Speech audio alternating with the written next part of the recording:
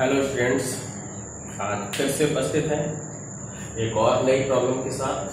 Problem है evaluate the real integral 0 से infinite dx upon x square plus a square का full of square using the contour integration. जैसे last problem हम लोगों ने solve की थी कंटूर इंटीग्रेशन के लिए, आज सेम प्रॉब्लम है, उसी तरह से इसको सॉल्व करते हैं। सबसे पहले हम लोगों को सोल्यूशन गिवन है अपने पास 0 to infinity dx divided by x square plus A square का होल स्क्वायर। हमने आपको पहले लेक्चर में बताया था इस रियल इंटीग्रेशन को हम लोग क्या करते हैं, कंटूर इंटीग्रेशन में लिख लेते हैं। लिखते हैं कैसे हैं, लेट कर लेंगे, लेट इंटीग्रल सी, इस लिमिट को बदल के किसमें लिख लेंगे, सी में dx की जगह dz divided by Z square plus A square. क्या बताया था, where c is the upper half circle with radius infinite। यही कहा था, जहां पर ये C क्या है, upper half circle with radius infinite. चलिए देखते हैं, हम इस C को ड्रॉ कर लेते हैं। ये आपके पास जो ये सी है वो ये है, या फिर रियल एक्सिस एक्स एक्सिस, ये वाई एक्सिस, और अगर हम इसको माइनस आर कहें, इसको कैपिटल आर कहें, रेडियस हमारे पास आर है, कैपिटल आर है क्या, आर गोज टू इनफाइनाइट। इस सर्कल में हम अपर हाफ सर्कल में ये देखते हैं, एंटी क्लॉकवाइज लेते हैं, आर से आर और ये कर्व, यानी ये जो सी है वो ये कर्व है। इस कर्व के ऊपर इस इंटीग्रल को हम सॉल्व करेंगे, देन इसका रिजल्ट निकालेंगे। समझते हैं कैसे। जब हमने सी को ड्रॉ कर लिया है, अब अपना अगला टारगेट है इस इंटीग्रल को इस कर्व के ऊपर लिखना। कैसे लिखते हैं, integral c dz divided by Z square plus A square. तो समझिएगा ये सी क्या है, ये पूरा कर्व है। इस कर्व में अगर हम देखें, इस पॉइंट का नाम अगर हम ए दे दें, इस पॉइंट का नाम बी दे दें, इस पॉइंट का नाम सी दे दें, तो ये कर्व क्या बन जाएगा, ए बी एक स्ट्रेट लाइन है, बी सी ए एक कर्व। ये कर्व क्या है, इस कर्व का नाम हम लिख लेते हैं सी आर। सी आर यानी अपर हाफ सर्कल की अपर बाउंड्री।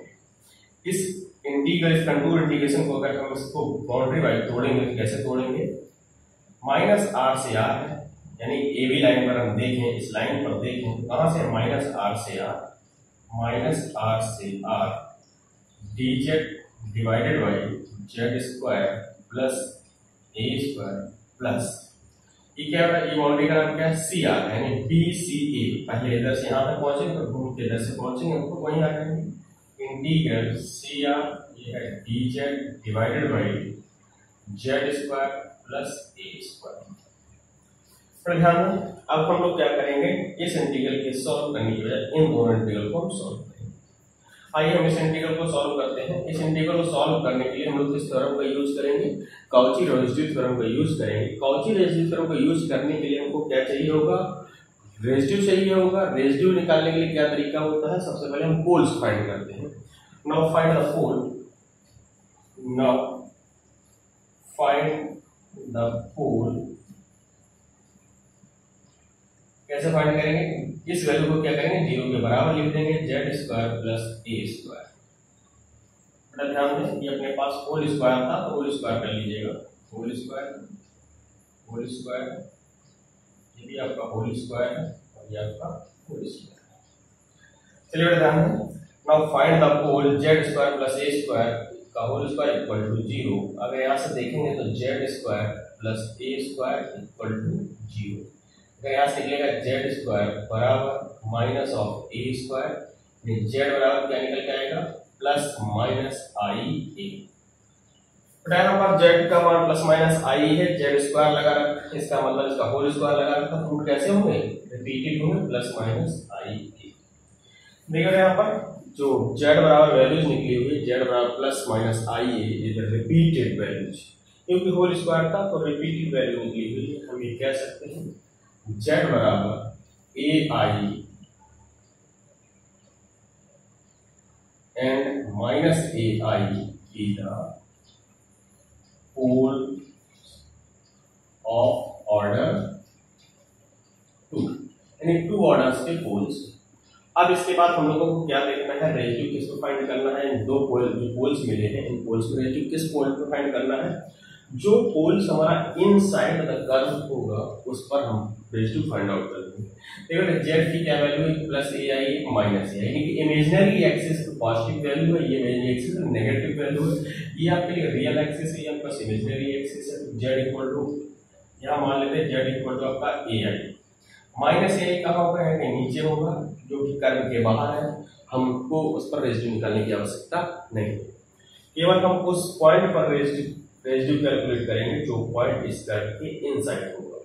पॉइंट कौन सा इनसाइड है, ए आई, तो जेड बराबर ए आई पर हम रेशियो कैलकुलेट करेंगे। Now find ratio, now find ratio at z बराबर ए आई। तो जेड बराबर ए आई पर हम जब रेशियो फाइंड करेंगे तो फॉर्मूला लगाएंगे रेशियो जेड बराबर ए आई, कितने ऑर्डर का बेटा ये पोल्स है, से 2 ऑर्डर का है, तो फॉर्मूला जाएगा limit equal to limit Z tends to A I D over D Z of Z minus A I का whole of square into F Z है 1 upon, F Z means function है आपके पास 1 upon Z square plus ए square, इसको ऐसे लिख सकते हैं जेड माइनस ए आई का whole square into Z plus A I का होल स्क्वायर। ये कैंसिल हो जाएगा, इसको डिफरेंशिएट कर लेते हैं। इधर है आपका limit Z equal to A I, यहाँ पर बचा हुआ है आपके पास D over D Z of 1 upon Z plus A I to the square. D over D Z का एक बार डिफरेंशिएशन करेंगे, डिफरेंशिएशन करेंगे तो क्या आएगा, इसको ऊपर ले जाएंगे यानी कि minus 2 upon Z plus A I का होल क्यूब हो जाएगा। लिमिट है अपने पास limit Z goes to A I, Z बराबर ए आई रखेंगे तो ए आई कितना हो जाएगा, 2 ए आई हो जाएगा, तो ये आएगा माइनस का 2 अपॉन ए आई यानी 2 ए आई का होल ऑफ क्यूब।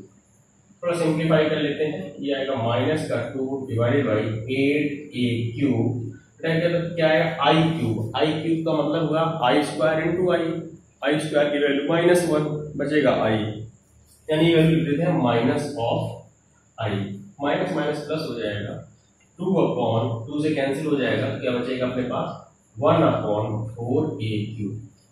और रेशियो अपने पास क्या आ गया है eight Z equal to A आई पे 1 अपॉन 4 ए क्यूब। क्लियर, जब रेशियो कैलकुलेट कर लेंगे फिर हम कौन से थ्योरम लगाएंगे, Cauchy ratio theorem. Now using Cauchy ratio theorem, Cauchy ratio theorem क्या होती है, 2 पाई आई, क्या होती है 2 pi I sum of all residue within C. Sum of all residue within C का मतलब ये है यानी जो पोल्स इनसाइड थे उस पर जितने भी रेजिड्यू मिलेंगे, इनसाइड पोल्स पर जितने भी रेजिड्यू होंगे उनका सभी का सम। यहाँ पर आपको केवल एक ही मिला हुआ है रेजिड्यू 1 अपॉन 4 ए क्यूब, तो उसको रख देते हैं यहाँ पर 1 अपॉन 4 ए क्यूब। सिंप्लीफाई करेंगे क्या आंसर आ जाएगा, आंसर निकल के आ जाएगा, इंप्लाइज दैट 2 कट जाएगा पाई आई, यहाँ पर अपने पास एक आई और भी था तो उस आई को भी लिख लेते हैं, यहाँ पर आएगा 1 अपॉन 4 ए क्यूब इंटू आई, तो ये आई कैंसिल हो जाएगा, 2 से 2 कैंसिल हो जाएगा, तो क्या बचेगा रिजल्ट आपके पास, ऊपर से बचेगा पाई बचेगा डिवाइडेड बाई नीचे 2 ए क्यूब बच जाएगा 2 ए क्यूब। यानी कि कॉची रेशियो थ्योरम लगाने के बाद क्या फार्मूला, कॉची रेशियो थ्योरम बताया कि 2 pi I sum of all ratio, तो अपने पास रेशियो का 1 अपॉन 4 ए क्यूब इंटू आई, इस वैल्यू को यहाँ पर रख देंगे तो आई कैंसिल हो जाएगा, 2 से 4 कैंसिल हो जाएगा, पाई बचेगा ऊपर नीचे 2 ए क्यूब। कॉची रेशियो थ्योरम लगाने के बाद जो रिजल्ट आपको मिला है 2 पाई अपॉन 2 ए क्यूब। आइए इसको रफ कर देते आगे समझते हैं।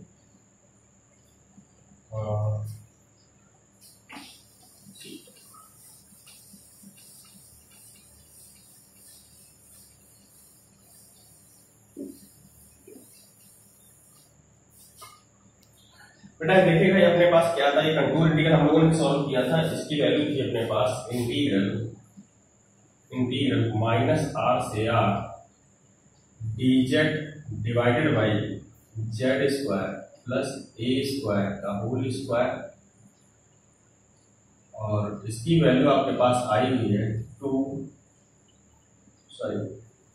इसके बाद था आपका plus integral C R dz divided by Z square plus A square का होल ऑफ स्क्वायर।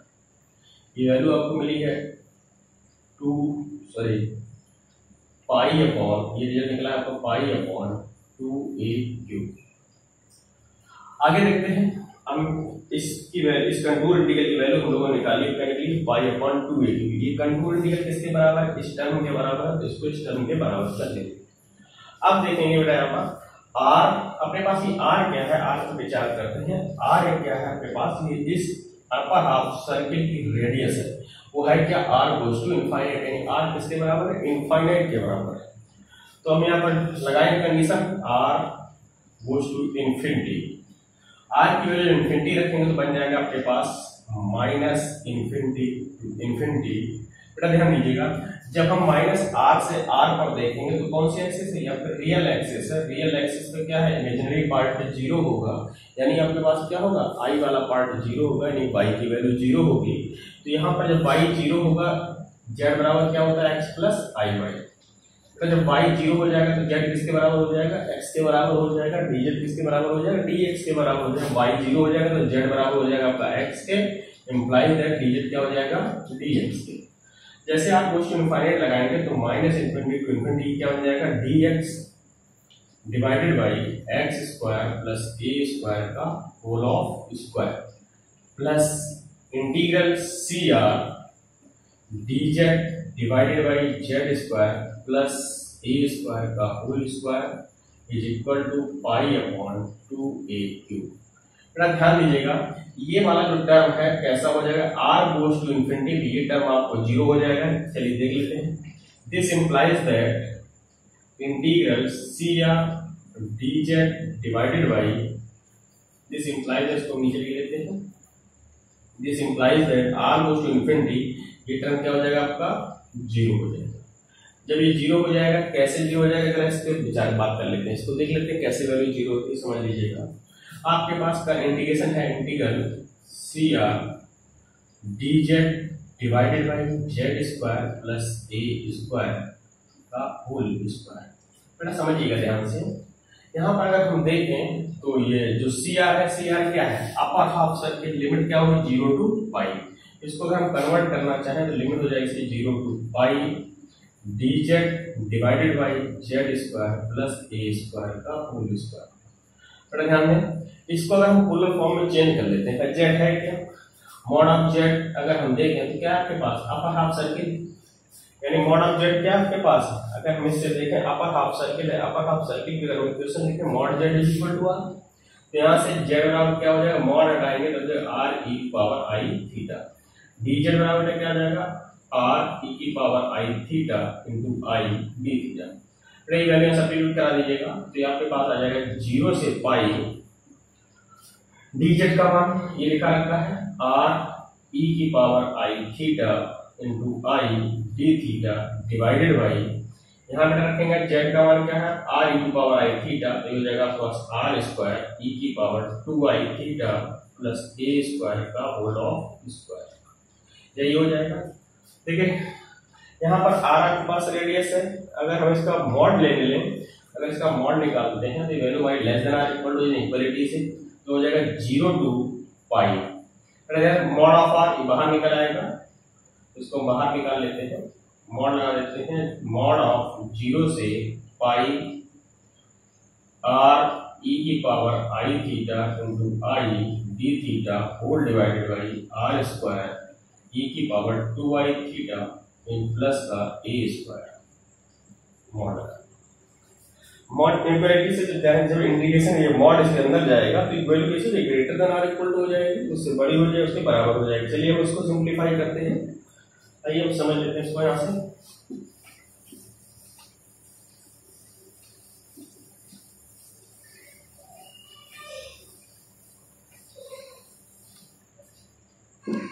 आई। जब इसको सिंप्लीफाई करेंगे तो आर बटा फोर से कॉमन निकल बाहर आ जाएगा, आर बाहर हो जाएगा, डिवाइडेड बाई नीचे से आर स्क्वायर कॉमन लेंगे तो नीचे आर की पावर 4 कॉमन हो जाएगा, क्योंकि आर स्क्वायर यहाँ से मिलेगा, होल स्क्वायर लगा रखा है, इसका पावर 4 बाहर आएगा।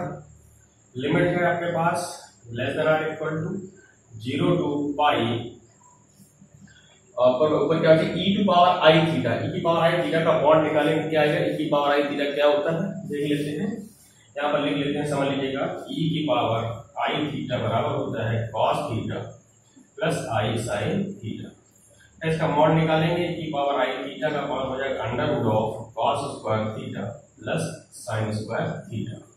इसकी वैल्यू क्या हो जाएगी बेटा 1 हो जाएगी, यानी कि अगर हम इसका मॉड निकालेंगे e की power I theta goes to 1, i का मॉड निकालेंगे गोस टू 1, यहाँ पर देखेंगे इसका मॉड निकालेंगे गोस टू 1, और यहाँ पर आपका टर्म होगा जब कॉमन ले लेंगे बचेगा आपके पास और mod of D theta divided by, यहाँ से बचेगा आपके पास आर स्क्वायर तो बाहर चला गया, ये 1 हो गया, 1 plus A square divided by R square का whole of square D mod of D theta. बेटा समझिए ध्यान से, ये तो टर्म आपका कांस्टेंट है, अगर यहाँ से एक आर करें कैंसिल आर क्यूब हो जाएगा। अब देखिए आर गोस टू, हम लोग यहाँ पर क्या है आर गोस टू इनफाइनाइट, जैसे ही अगर हम इसको लगाएंगे तो ये टर्म तो आपका होल टोटल कैसा है constant, R goes to infinity रखेंगे, something upon infinity goes to 0, 1 का स्क्वायर क्या बचेगा 1 बचेगा, तो यहाँ पर बचेगा less than 1 upon r cube 0 to pi mod of D theta at r goes to infinity. जरा इसको चेक कर लेते हैं, जैसे इन्फिनिटी यहाँ रखोगे 1 अपॉन इन्फिनिटी की वैल्यू क्या होती है 0, 0 मल्टीप्लाई समथिंग गोस टू 0, इसकी वैल्यू क्या हो जाएगी 0। अब आगे से क्या करेंगे, इस वाले पार्ट को हमेशा ही हम लोग क्या करेंगे आर गोस टू इन्फिनिटी पर इसकी तो वैल्यू इसमें तो कन्वर्ट हो जाएगा और ये इंटीग्रल हमेशा और हमेशा आपका क्या होगा 0 होगा। जैसा कि हम लोगों ने समझ लिया है किस तरह से 0 होता है, प्रोसेस को समझ लिया है, क्लियर। चलिए सॉल्व करते हैं आगे। आगे हम लोग कहाँ तक पहुंच गए थे, हम लोग इस इंटीग्रल पर पहुंच गए थे, इस इंटीग्रल की वैल्यू हम लोगों ने निकाल ली है माइनस इन्फिनिटी टू इन्फिनिटी, इसकी वैल्यू 0 बराबर समथिंग, यानी इस स्टेप के बाद ये देखेंगे आपके पास है minus infinity to infinity d x divided by x square plus A square का होल स्क्वायर, और ये वाला इंटीग्रल कैसा हो जाएगा आपका 0, जो कि आपने समझा इज इक्वल टू कितना था पाई अपॉन 2a क्यूब। ध्यान दें हम लोग क्वेश्चन के लगभग करीब हैं, इसमें क्या है 0 टू इन्फिनिटी, अपने पास है माइनस इन्फिनिटी टू इन्फिनिटी। एक इंटीग्रेशन प्रॉपर्टी जानते हैं, जब limit minus a to a f x d x होता है तो ये लिमिट या 0 to a 2 times 0 to a f x d x, then f x is even function, और ये वैल्यू 0 हो जाती है then f x is odd function. तो यहाँ पर देखते हैं x की जगह माइनस एक्स रिप्लेस करेंगे, कोई फंक्शन में परिवर्तन नहीं होगा, इससे मतलब ये कैसा फंक्शन है इवन फंक्शन है, तो 2 बाहर निकाल लेंगे, लिमिट हो जाएगी 0 to infinity dx divided by x square plus A square का whole of square is equal to pi upon 2a cube. यहाँ से इस 2 को अगर डिवाइड कर देंगे तो आंसर आपके पास आएगा 0 to infinity dx divided by x square plus A square का whole of square is equal to pi upon 4a cube, यही आपका आंसर होगा।